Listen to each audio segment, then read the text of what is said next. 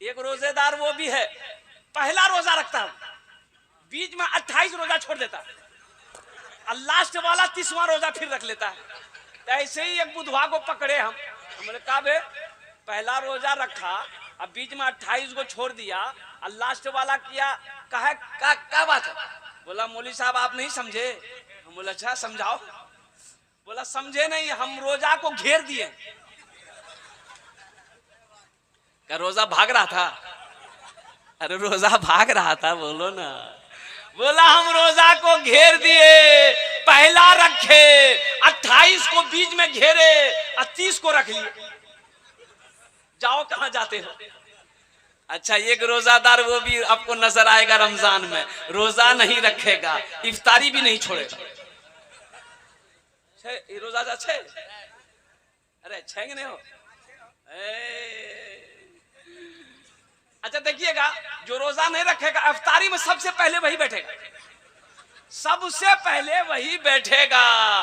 कभी पकोड़ा खाएगा, कभी केला खाएगा, कभी सेब खाएगा, कभी संतरा खाएगा। अब बोलेगा का मजा नहीं चाहिए, मजा नहीं चाहिए। तेरे बुधवार मजा लगेगा कहाँ तुमको? दिन भर तो फैक्ट्री भरता रहा, मजा उसको ना आएगा जो रोजा रखा है। मजा अल्लाह के रसूल सल्लल्लाहु अलैहि वसल्लम इरशाद फरमाते हैं, अल्लाह रोजेदारों को दो खुशी अता फरमाएगा, एक खुशी दुनिया में, एक खुशी आखिरत में। दुनिया की खुशी क्या है? दुनिया की खुशी यह है कि इफ्तार के वक्त में जो रोजेदार को खुशी मिलती है, उस खुशी के आगे दुनिया की सारी खुशी फेल। जो रोजेदार लोग हैं देखिएगा, इफ्तारी करने जब बैठता है, रोजा का वक्त जब होता है, अजान की जब आवाज आती है, वो खजूर हो चाहे नमक हो चाहे जो भी हो, मुंह में रख के जब पानी का हो घोंट पीता है तो उसको ऐसा लगता है कि आहा दुनिया की सारी खुशी मिल गई। जो रोजे नहीं रखा है उसको क्या पता चलेगा? एक रोजेदार वो भी है, अखबार में पढ़िएगा, लालू ने नीतीश को रोजा खुलवाया, ना वो रखा वो रखा, तो खोला कौन? अरे खोला कौन चीज वो? अरे जो रोजा रखेगा वही ना खोलेगा। पेपर में मीडिया वाला लिखता है कि लालू ने नीतीश को रोजा खुलवाया,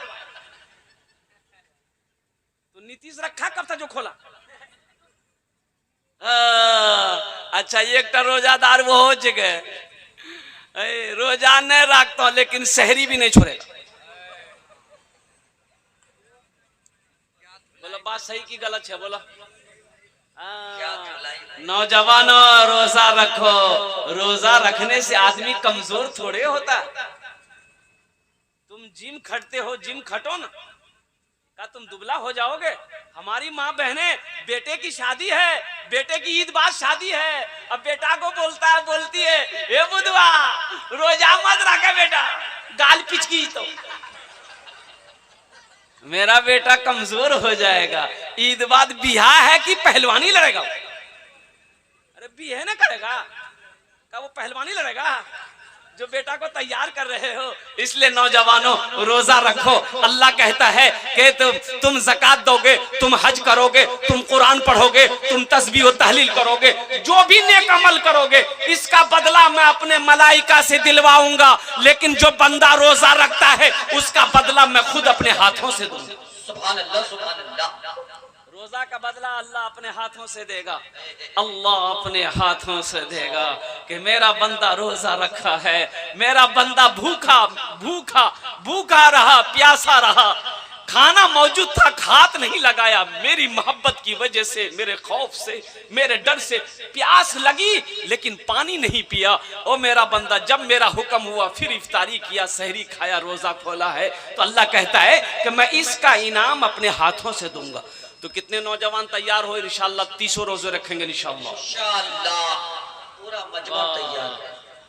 और अल्लाह तौफीक दे तो रोजेदारों को इफ्तारी भी करवाना, अल्लाह तौफीक दे तो रोजेदारों को इफ्तारी भी कराना। सुनो सुनो, उलमा फरमाते हैं कि जितना सवाब रोजेदार को अल्लाह देगा उतना सवाब इफ्तारी कराने वाले को भी अल्लाह देगा। जितना सवाब रोजेदार को अल्लाह देगा उतना सवाब, अरे भाई बोलो ना, उतना सवाब इफ्तार कराने वाले को भी अल्लाह देगा। तो ये एक हिंदू भाई थे, एक हिंदू भाई ये सुन रहे थे कि जितना सवाब अल्लाह रोजेदार को देगा और उतना सवाब रोजा खुलवाने वाले को भी अल्लाह देगा। तो हिंदू भाई बोला, सोचा आहा ये सवाब हमको कमाना चाहिए। गया घर, ये गिलास शरबत बनाया, एगो खजूर लिया, दोपहर का टाइम था, बोला बस निकलूं मैं, हम निकलते हैं, अब अफ्तारी करवाएंगे हम। मुसलमान के मोहल्ले में चलते हैं, वो जा रहा था, रास्ते में देखा मुसलमान का बच्चा आ रहा, नौजवान पकड़ी कलाई, बोला बैठ इफ्तारी कर। बोला नहीं होने टाइम नहीं इफ्तारी कर। बोला हम वो सब कुछ नहीं सुनना चाहते हैं, इफ्तारी करो, शरबत पियो, खजूर खाओ। बोला ये कहीं दोपहर में इफ्तारी करवाइएगा? बोला ये सब हम कुछ नहीं जानते हैं, तुम सवाब हमको नहीं देना चाहते हो, इसीलिए तुम रोजा नहीं खोल रहे हो, खजूर खाओ, इफ्तारी शरबत पियो। ये नौजवान बोला कि नहीं हम तो रोजा नहीं तोड़ सकते। बोला नहीं तोड़ोगे तो लट्ठी देखो, 5 लट्ठी मारेंगे हम। ये नौजवान को इतना मजबूर कर दिया कि रोजा तोड़ा। ये भाई हिंदू भाई बड़े खुश हुए कि चलो जितना सवाब तुमको मिला उतना सवाब हमको भी मिल गया।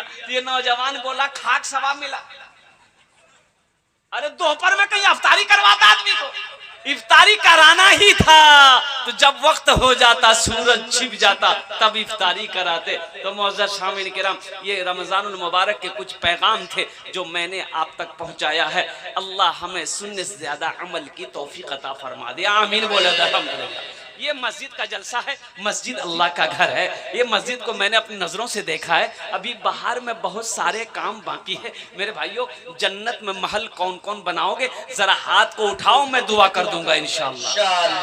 पूरा मजमा तैयार, जन्नत में महल बनाएंगे इंशाअल्लाह, बनाएंगे। अच्छा मदीना भी जाएंगे? मदीना जाएंगे इंशाअल्लाह। कितने लोग जाएंगे?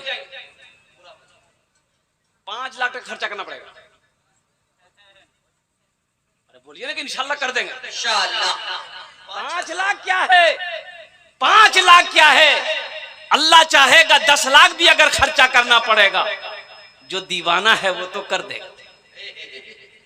ये पैसा क्या चीज है, दौलत क्या चीज है, आखिरत के सामने, जन्नत के सामने, अल्लाह अल्लाह के रसूल की मोहब्बत के सामने ये सोना चांदी क्या है। मुसलमान तो वो है कि दीन के लिए अपनी जान को भी अल्लाह के नाम पे कुर्बान कर सकता है।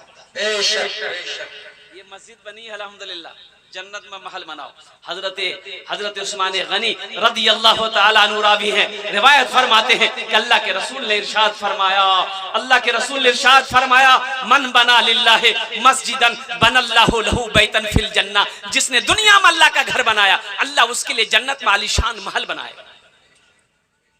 इंशाअल्लाह आलीशान महल बनाएंगे। किसके नाम से? अपना भी घर बनाओ, अपनी माँ का भी घर बनाओ, अपने बाप का भी घर बनाओ। अगर अपने माँ बाप के नाम पर ये मस्जिद बना दिए तो जब तक इस धरती पर ये मस्जिद कायम रहेगी, खड़ी रहेगी, अल्लाह आपके माँ बाप को कब्र में सवाब अता फरमाता रहेगा। ए नौजवानों, तुम इस मस्जिद को दुनिया में बनाए हो, हशर के मैदान जब होगा, अल्लाह हिसाब व किताब के बाद जो महल, जो जन्नत में अल्लाह तुम्हारे लिए बनाया है, तुम मस्जिद बनाए थे, अल्लाह उस महल की चाबी तेरे हाथों में देगा कि जा इस महल के अंदर में दाखिल हो। दुनिया तो फानी है, ये फना हो जाएगी और कुर्बान जाओ, मौत आनी है, आकर रहेगी। ना मौत से कोई बच पाया है और ना बच पाएगा। और कुछ लोग कहते हैं ना, समझाते हैं हमारे जमाती भाई, अल्हम्दुलिल्लाह, वाह अल्लाह कबूल फरमाए, माशाअल्लाह, अल्हम्दुलिल्लाह। तो कुछ लोग जमाती भाई समझाते हैं कि भाई नमाज पढ़ो, मौत करीब है। भाई बैठ जाइए, अभी बैठ जाइए, अभी कोई पैसा मत दीजिए, ये टेंशन मेरा है। आपके जेब से पैसा कैसे निकालना है वो टेंशन मेरा है। आपका आप बैठे रहिए, हम चंदा करने के लिए खड़े हुए हैं। मजमा कम है लेकिन मजमे के अंदर में दम है। सुभान अल्लाह बोले तो माशाअल्लाह। मजमा कम है क्या हुआ, लेकिन मजमे के अंदर में दम है। चेहरा, जितने लोग बैठे सबका चेहरा चमक रहा है, ऐसा लग रहा है कि ये लोग बैठे तो मखना के सरजमीन पर हैं, लेकिन तस्वुर में ये मदीना में। सबका चेहरा चमक रहा है। तो कुर्बान जाओ। कुछ लोग कहते हैं ए भैया नमाज पढ़ी लो ना, मौत है तो भैया मर नाच गए हो। बोले तो मौतों से कहीं डरे जी, जब ऐसे देख लो। एक मजदूर गठरी लेके जा रहा था सर पर, दिन डूब गया, अंधेरा हो गया, ठोकर लगी, गांव के करीब जाने वाला तो ठोकर लगी, गिर गया, गठरी गिर गई, गिरा तो चोट लगी तो कहा कि अल्लाह इतना गरीब बनाया, या अल्लाह इतना गरीब बनाया कि मैं कमाऊं ना तो खाना ना मिले, या अल्लाह मौत को भेज दे, मौत को भेज दे। एक मन चला था बस्तिया का, सुन लिया ये मौत की दुआ मांग रहा है, वो काली चादर ओढ़कर उसके पास चला गया। बोला कि जो भैया, बोला हम तुम्हारी मौत है। बोला मौत है, यहाँ क्या करने के लिए है? बोला अभी तुम दुआ किए थे ना कि अल्लाह मौत को भेज दे। बोला नहीं, वो तो मेरी जबान से निकल गया, ये गठरी गिर गई, उठा के दी, हम जल्दी घर जाएंगे। नौजवानों, मौत से ना कोई बच पाया है, ना कोई बच पाएगा। आओ आखिरत की तैयारी करो, जब मरना ही है, जब वहां जाना ही है, जब वहां हमेशा रहना ही है, तो वहां की तैयारी होना चाहिए नहीं चाहिए भाई? भाई दुनिया में 60 साल 70 साल 80 साल हम रहते हैं, यहाँ बिल्डिंग बनाते हैं, कोठी बनाते हैं, मार्बल का पत्थर लगाते हैं, ये लकड़ी वो लकड़ी का खिड़की लगवाते, दरवाजा लगवाते हैं। यहाँ 70 साल 80 साल 90 साल 100 साल 120 साल 130 साल 150 साल 150 साल नहीं, कांटा नहीं थे वहां तक, 100 साल। अभी तो 50-60 साल में खटिया पकड़ लेता है, 50 से 60 साल में खटिया और 70 साल में लट्ठी, 80 साल होते होते कांटा डोंग।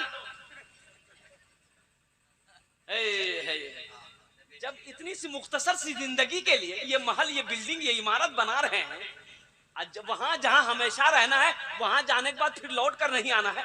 असल घर वहां होना चाहिए, यहाँ होना चाहिए? बोलो भाई, वहां होना चाहिए ना? वहां घर बनाए, अरे बनाए, वहां घर बनाए, कब बनाओगे? मरने के बाद? अरे वहां घर कब बनाओगे? एक बादशाह अपने वजीर से कहा कि भाई पता करो हमारे इलाके में बेवकूफ, जो सबसे बड़ा बेवकूफ, उसको पकड़ के लिया। वजीर चला गया, पूछते पूछते लोगों से, भैया बेवकूफ, सबसे बड़ा बेवकूफ कौन है, सबसे बड़ा बेवकूफ कौन है? लोगों ने बताया कि ये देखो, ये जो बैठा हुआ है ना, इससे बड़का बेवकूफ तुमको कब कहीं नहीं मिलेगा।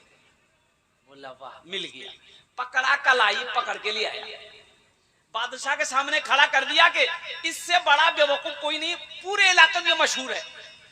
तो बादशाह खुश हो गया, अपने गले से हीरे का हार बादशाह खोला और बेवकूफ को पहना दिया कि ये मेरे तरफ से इनाम है, जाओ घूमो फिरो, किसी चीज की जरूरत हो मेरे महल में आ जाना। कुछ दिन गुजरा, कुछ महीना गुजरा, बादशाह की तबीयत अलील हो गई, बादशाह बीमार हो गया, इतना बीमार हुआ कि मरने के करीब हो गया। लोग आए देखने के लिए, तो वो बेवकूफ भी, पता चला बेवकूफ भी देखने के लिए आया, तो बादशाह के करीब ये बेवकूफ गया, तो ये बादशाह के करीब जाकर ये बेवकूफ कहता है कि यो बादशाह साहब की हाल चल। तो बादशाह बोला कि बाबू बस मेरा आखिरी वक्त है, इस दुनिया को छोड़कर हम उस दुनिया में जाने वाले, जहां जाने के बाद फिर लौट कर कोई नहीं आता। ये बेवकूफ कहता है कि कौन दुनिया? बोला इस दुनिया के बाद भी एक दुनिया है। तो बेवकूफ ने कहा कि और कौन कौन जा रहा आपके साथ में? बोला कैसा बात करता रहा भाई? तो बादशाह समझ गया तो बेवकूफ है। बोला नहीं बाबू कोई नहीं, हम अकेले आ जाइए। बोला बादशाह साहब अकेले जाइएगा? तो वहां नौकर चाकर भेजे, नौकर चाकर? बोला कि नहीं। बोला अच्छा बिस्तर भेजे, बिस्तर पलंग भेज लो? तो बादशाह बोला कि नहीं। फिर इस बेवकूफ ने कहा कि वहां घर बनाए, महल बनाए? तो बादशाह ने कहा कि नहीं। ये बादशाह की आंखों में आंसू आ गया इस बात से। तो बादशाह ने कहा कि नहीं, महल नहीं बनाए, वहां घर नहीं बनाए। ये बेवकूफ अपने गले से वो हीरे का हाल खोला और बादशाह को पहना दिया। बोला हमसे बड़का बेवकूफ तो आप हैं। अरे जाना है वहां जहां जाने के बाद लौट कर नहीं आना है, और अकेले जाना है, ना बिस्तर है, ना खटमा पलंग है, ना सर सिपाही है, ओहो, और ना घर है। तो बेवकूफ आप हुए कि हम हुए? बादशाह ज़ारो कतार रोने लगा कि हकीकत में कौन कहता है कि तुम बेवकूफ हो, कौन कहता है कि तुम बेवकूफ हो? तुमने मेरी आंखों को खोल दी। वो बादशाह सल्तनत को छोड़ा, अल्लाह की याद में निकल